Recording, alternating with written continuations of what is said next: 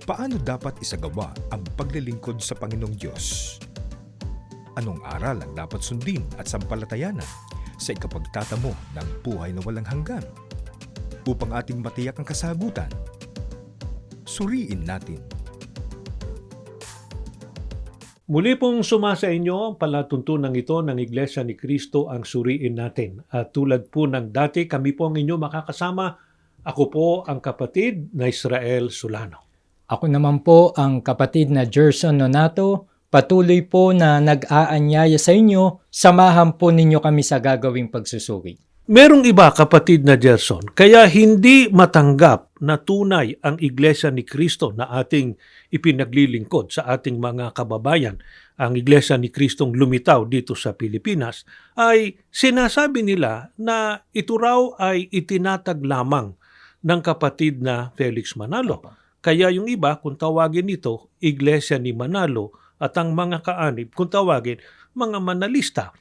Ang lahat ng ito ay pawang pag-aglahi o isang bahagi ng pag-uusig sa Iglesia ni Cristo na ating kinaaniban. Kasi sinasampalatayanan po namin ng Iglesia ni Cristo na amin pong ipinaglilingkod sa inyo ay sa ating Panginoong Hesukristo. At yan mismo ang patutunayan po natin sa Biblia o sa banal na kasulatan. Kaya pag-aralan natin, kapatid na Jason, at suriin natin, may kinalaman ba ang ating Panginoong Hesukristo sa Iglesia ni Cristo na lumitaw dito sa Pilipinas? Hayaan niyo pong basahin po namin ito pong 1 Gs at ang talata po ay 16. Pakinggan po natin ang nakasulat. At mayroon akong ibang mga tupa na hindi sa kulungang ito. Sila'y kailangan din namang dalhin ko at kanilang diringgin ang aking tinig. At sila'y magiging isang kawan at magkakaroon ng isang pastor. Ang binasa po natin ay pahayag mismo ng Panginoong Hesukristo. Kung napansin po ninyo, may binabanggit po siyang kanyang ibang mga tupa. Kung bakit po iba? Sapagkat wala pa po sila sa kulungan sa panahon po ni Kristo at ng mga apostol. At ano ang gagawin ng ating Panginoong Hesukristo doon sa binabanggit niya sa kanyang hula o paunang pahayag na kanyang ibang mga tupa? Kung napansin po ninyo, ang sabi po ng Panginoong Hesukristo, kanilang diringgin ang aking tinig at sila'y magiging isang kawan. Ano ang ibig sabihin na sila ay magiging isang kawan? Ayon na rin sa patutuon ng mga apostol. Alin ba yung kawan na tinutukoy, kapatid na Jason? Dito po sa Gawa 20:28, ganito po ang ating pong mababasa. Ingatan ninyo kung gayon ang inyong sarili at ang buong kawan. Narito'y hinirang kayo ng Espiritu Santo ng mga katiwala upang pakanin ang Iglesia ni Cristo na binili niya ng kanyang dugo. Ang kawan po ay ang Iglesia ni Cristo na binili po ng ating Panginoon sa Kristo ng kanyang dugo. Madaling salita, Opo. hindi ito Iglesia ni Manalo. Hindi po. Di ba? Kaya mali na tawagin po ang iglesyang ito na Iglesia ni Manalo. Hindi po si kapatid na Felix Manalo ang nagtatag ng iglesyang ito sa Pilipinas, kundi maliwanag po sa pahayag ng banal na kasulatan. Hinulaan na ito ng ating Panginoong Hesukristo noon pang narito siya sa lupa, na ang sabi niya, meron akong ibang mga tupa na hindi sa kulungang ito, na kanilaan niyang diringgin ang aking tinig at sila'y magiging isang kawan, na ang kawan po walang iba kundi Iglesia ni Cristo. Kaya ito, Iglesia ni Cristo, hindi po Iglesia ni kapatid na Felix Manalo. Kaya nga, pag-aralan pa natin, kapatid na Jason, ano ba ibig sabihin nung binanggit ng ating Panginoong Hesukristo na meron akong ibang mga tupa na hindi sa kulungang ito? Bakit binanggit niya na hindi sa kulungang ito? Ang babasahin po natin ay 1 Gs 16 pa rin po. Subalit dito po sa saling Easy to Read New Testament.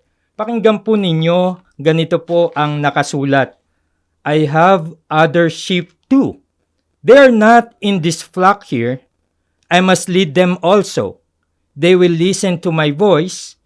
In the future, there will be one flock and one shepherd. Sana po napansin ng ating mga tagapakinig. na ang binabanggit po rito, in the future, na ang kahulugan po sa hinaharap, there will be one flock o magkakaroon ng isang kawan.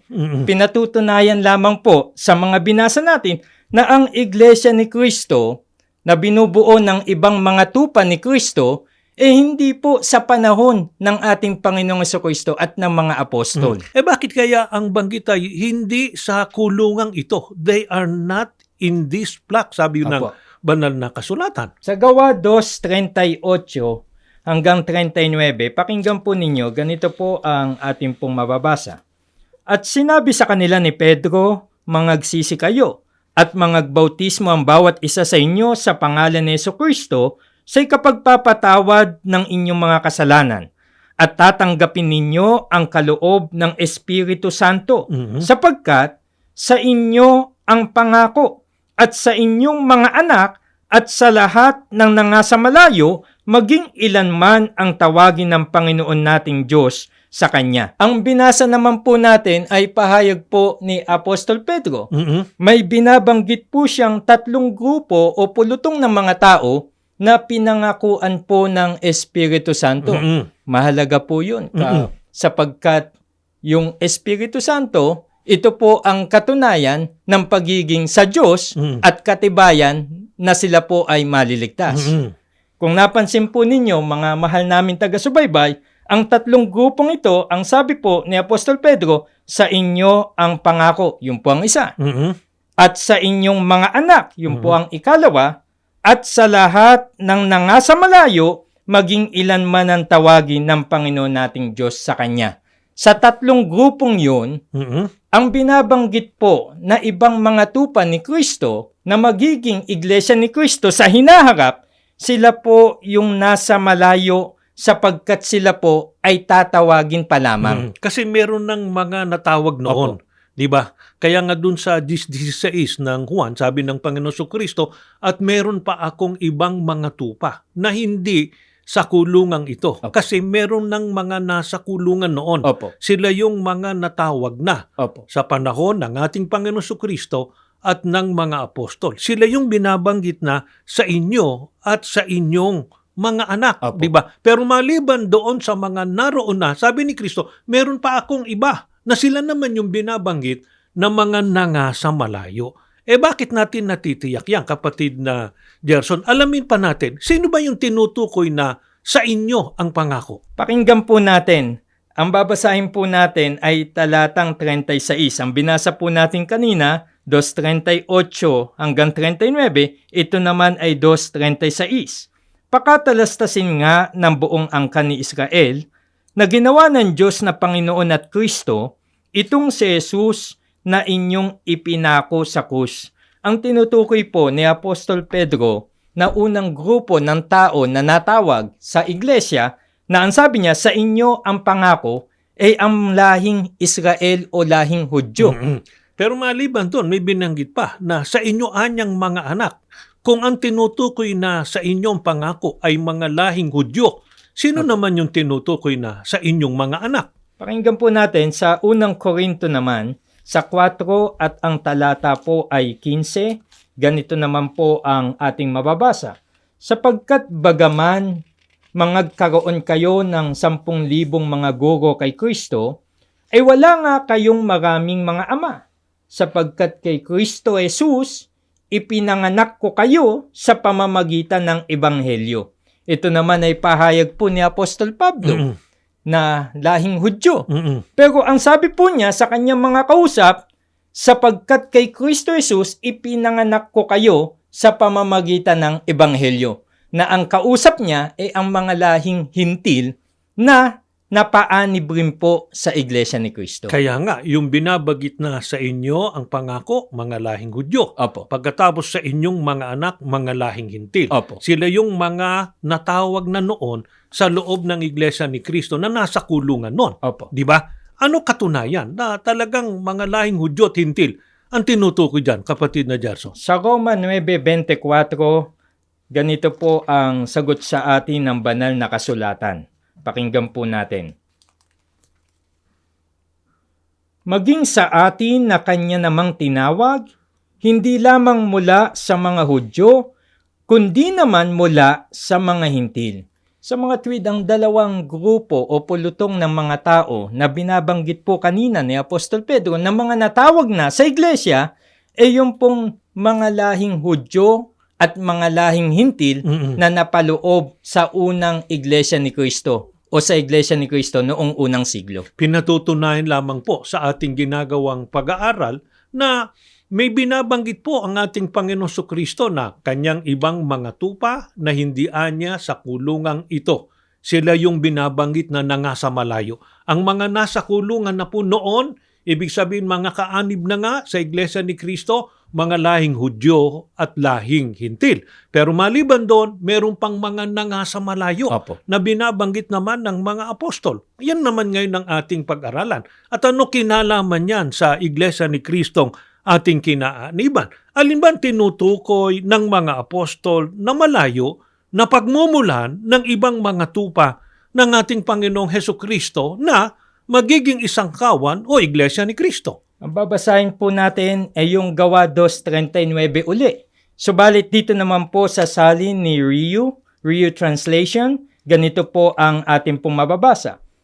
For the promise is unto you and to your children, and to all those in distant times and places, even as many as the Lord our God shall call. Sana po napansin po ninyo. Ang sabi po sa wikang Pilipino, sapagkat sa inyong pangako at sa inyong mga anak at sa lahat ng nasa malayong mga panahon at mga dako, maging ilan man ang tawagin ng Panginoon nating Diyos. Kaya po yung malayo na binabanggit, hindi lang po sa dako, kundi malayo rin sa panahon ang binabanggit na pagmumulan ng ibang mga tupa ni Kristo. Ngayon, ang ating alamin at suriin Opo. para sa kapakanan ng ating mga taga-subaybay, alin yung malayong dako na tinutukoy, kapatid na Gerson? Dito naman po sa Isaiah 43:5, sa wikang Pilipino na po sa salin ni James Moffat, ganito po mababasa natin. Mula sa malayong silangan ay dadalin ko ang iyong lahi at mula sa malayong kanluran ay titipunin kita. Sa hula pong ito ni Propeta Isaias, tinukoy po kung alin po ang malayo na pagmumula ng ibang mga tupa ni Kristo. Ang sabi po, mula sa malayong silangan.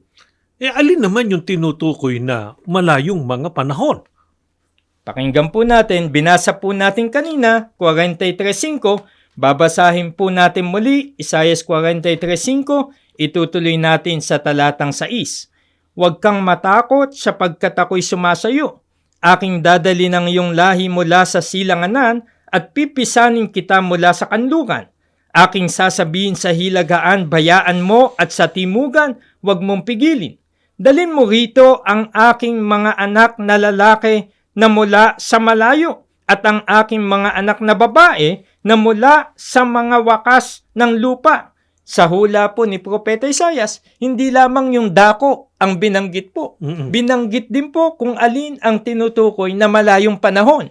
Ito po ang ekspresyon ng mga wakas ng lupa. Kaya maliwanag na meron ding kahalalan o hula na mula sa ating Panginoon Diyos sa pamamagitan ng propetang si Isaias. Di ba? Opo. Binanggit po sa mga talatang ating binasa na ang tinutukoy mga anak ng ating Panginoon Diyos na lalaki at babae na magmumula sa mga wakas ng lupa sa malayong silangan. Opo. Kasi kanina hinulaan ni Apostol Pedro di ba? Ang sabi niya mula sa malayong mga dako at mga panahon. Ang malayong dako po na tinutukoy, yun ang malayong silangan. Ang tinutukoy naman po na malayong panahon, yun ang panahon ng mga wakas ng lupa. Sa mga panahong yon at dakong yon, lilitaw o babangon ang Iglesia ni Kristo na sabi ng ating Panginoon Kristo, diringgin nila ang aking tinig at sila'y magiging isang kawan.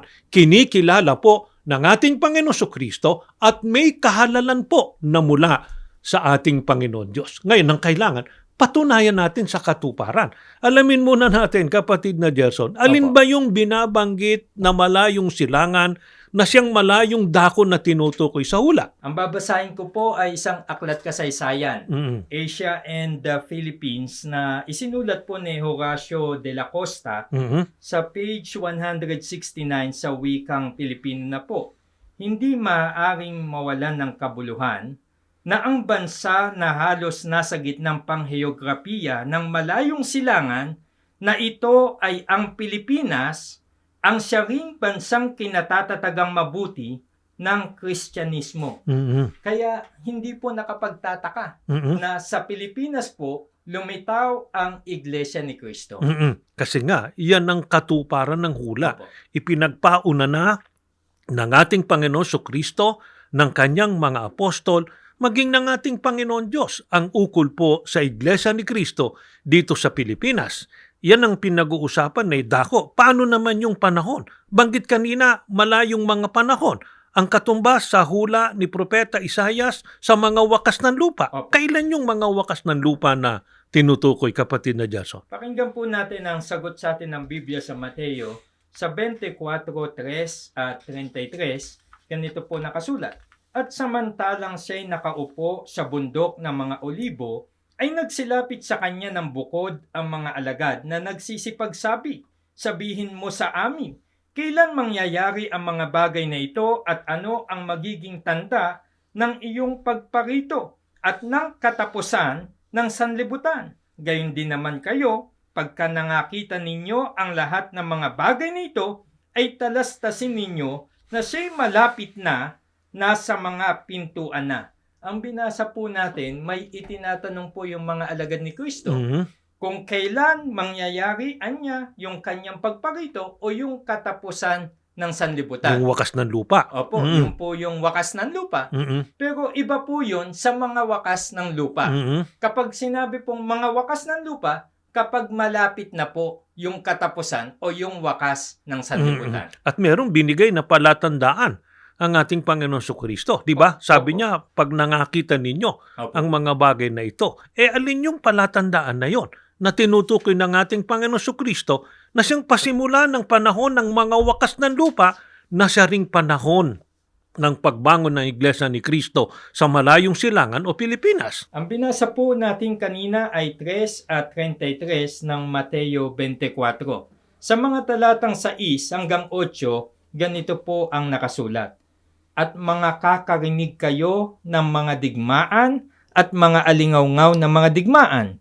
Ingatan ninyo na huwag kayong magulumihanan, sapagkat kinakailangang ito'y mangyari datapwat hindi pa ang wakas, sapagkat magsisitindig ang bansa laban sa bansa at ang kaharian laban sa kaharian at magkakagutom at lilindol sa iba't ibang dako, datapwat ang lahat ng mga bagay na ito ay siyang pasimula ng kahirapan.